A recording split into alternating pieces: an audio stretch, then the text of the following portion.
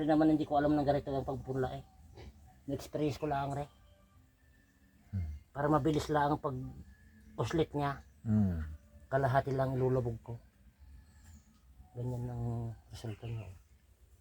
Kapag nilubog mo yan, madidilip ang araw niya.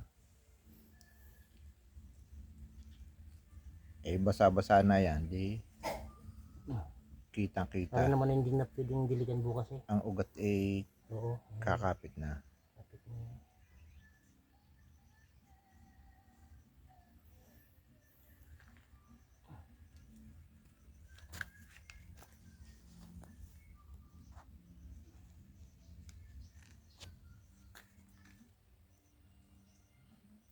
Walang ugat eh. Oh.